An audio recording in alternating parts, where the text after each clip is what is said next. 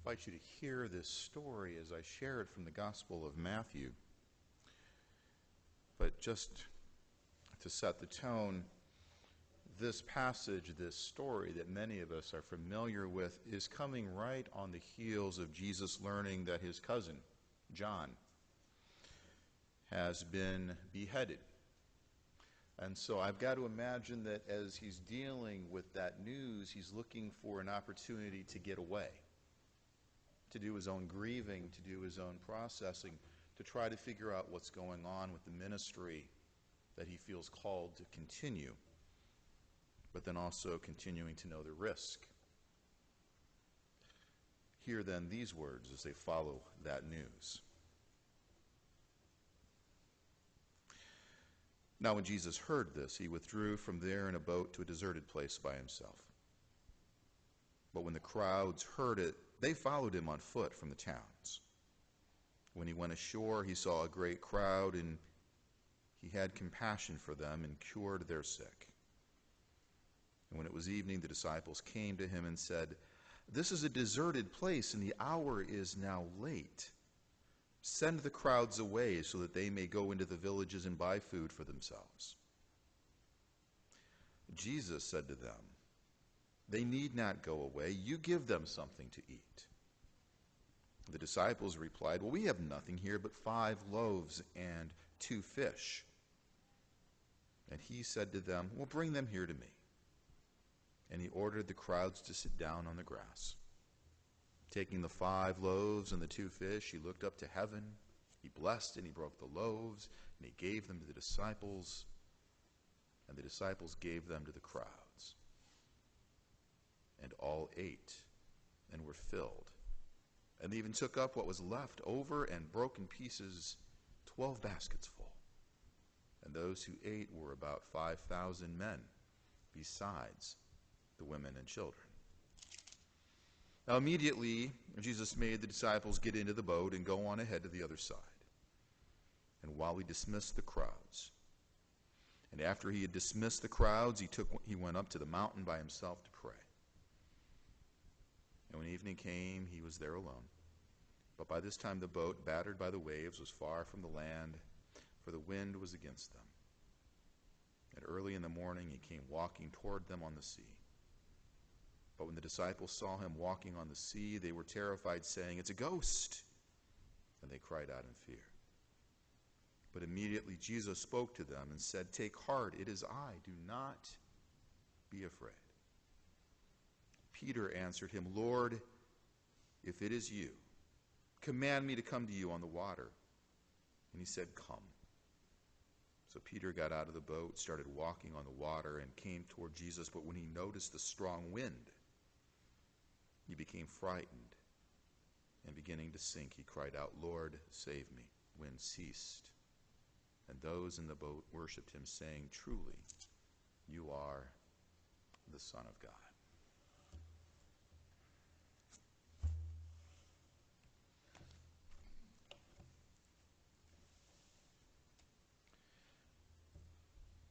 So the beauty of doing the lectionary, the narrative lectionary, is it's longer passages for us to be able to hear. The downside is there's so much within that. Again, I've shared with you, I could preach for hours on end. Fortunately for you, my voice won't hold up for that today. And we have plenty of other things to be looking at and doing. So my question simply is this. I want to take us to the part of the story, the one that we're familiar with, where there is the feeding of these great numbers of people with just a very small amount of things. And the question I have is, what is the story about? For some, I imagine it is about these miracle stories trying to prove that Jesus is this person that is above and beyond anything else that has been. And while that may be so, there are some of us who have come to maybe see our scriptures a little bit differently. And while we don't necessarily believe that everything happened exactly that way, There's still truth to be mined, and there's something still within this story that hopefully can resonate to us. And here's where I am going to lift up. That in this story, what I see, and I invite you to possibly consider, is that Jesus is looking at his very early disciples. And I don't think the disciples are much different than us today. The disciples looked around the crowds and saw these number of folks and thought, send them off.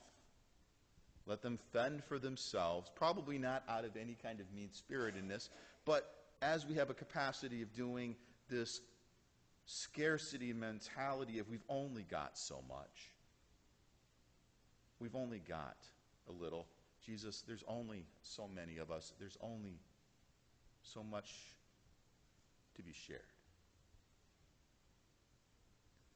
And for me, the heart of the story is even in what would be perceived as scarcity, of little, in faith, in compassion, as the story relates. Jesus said, send no one away. We will find a way to feed them, to care for them. All are welcomed here. The beauty of the story as it continues then is, amazingly, there was enough for them. Again, if I had hours, and I've already had one person shaking her head vehemently no, and with her stare,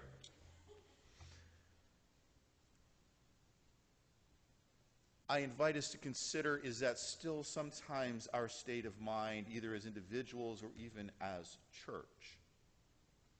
We look around and go, well, we aren't what we once were. We're not the size that we once were. We don't have the financial assets that we once did. Perhaps there's only enough for a few. And I'm not sure that churches get to the point where they're specifically turning people away. But the question becomes, how much are we reaching out and inviting people in? And here's where I'm going to insert the announcement that could have been shared at the beginning of the service last week at our council meeting. It was agreed upon to go ahead and have this congregation begin to serve a community meal once a month. Just as Good Shepherd Christian Church has been doing now for a couple of years on the first and third Sundays, we are stepping out in faith, saying, yeah, we're not really big right now, but we know that there are folks that are hungry. And we know that we have a beautiful building and a nice kitchen, and we will step out in faith. And I'm pretty sure within our kitchen we have more than just loaves and fish. And we're saying, come in. Let us feed you. Let us work with what we have and what we are assured that God will bless us with in partnership with other people and our own faithful giving. So I share that because not only we said we were going to do that, we decided we're going to do that starting next month. So the fourth Sunday of March, we'll be hosting a community meal here. And there was words of wisdom, and I'm not going to say who it was that shared these words of wisdom. Aaron, I'm sorry.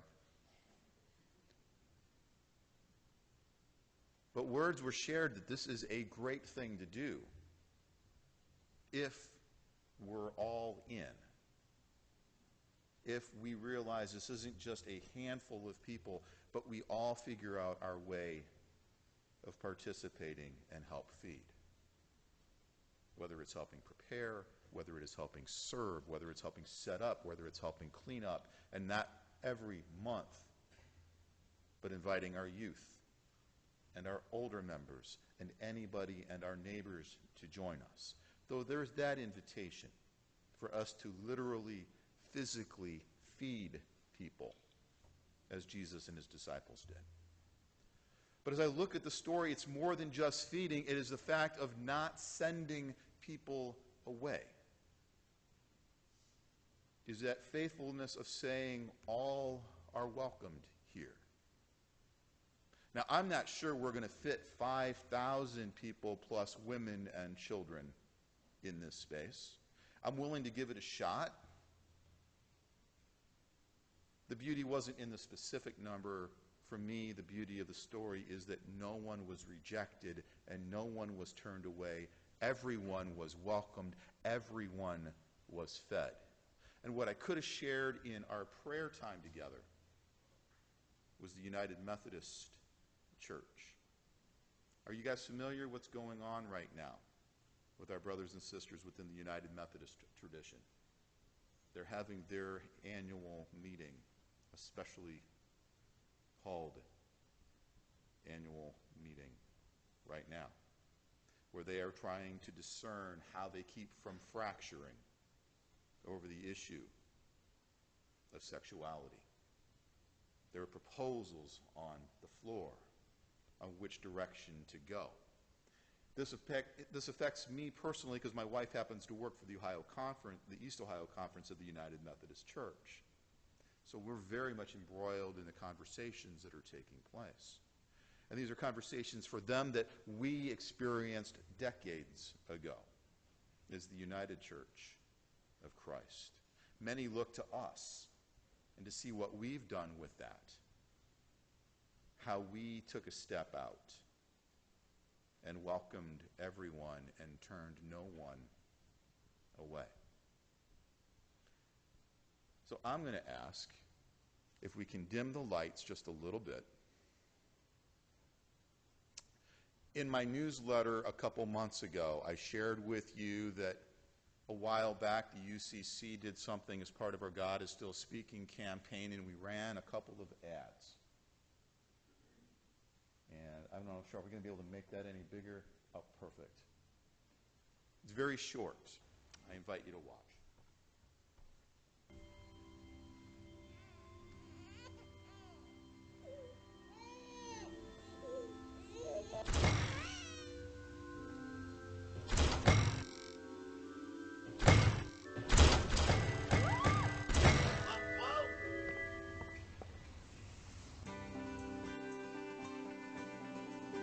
The United Church of Christ. No matter who you are or where you are in life's journey, you're welcome here.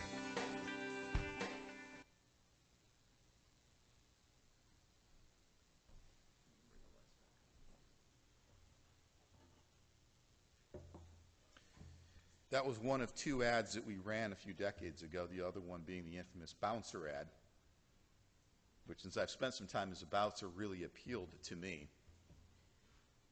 Guys standing there. Maybe I'll play it another time for us. I'm going to re-extend the invitation to you, church, that if you have the availability, join us when we go down to Temple Hills in a couple of weeks. As part of our conversation revolves around who it is we're feeling called to be. Who is it we're being called to serve, to feed, to welcome? Who is it, if anyone, we are possibly asked to turn away? Our wider tradition has taken the step of saying we turn away no one, for all are welcome. But unlike our Methodist brothers and sisters, our tradition doesn't have one that says we speak to you. Our tradition says we speak with you. So each individual congregation, and by extension, each individual within those congregations, make your decisions on who you will serve, who you will welcome, and who we will love as we move forward. Whether they're the O&A conversations this Wednesday evening, whether they're the community meals that we serve everyone, not asking whether they merit or qualify or even need a meal. As these faithful conversations take place, all of your voices, all of your input, all of your prayers, all of your vision is welcome and is needed.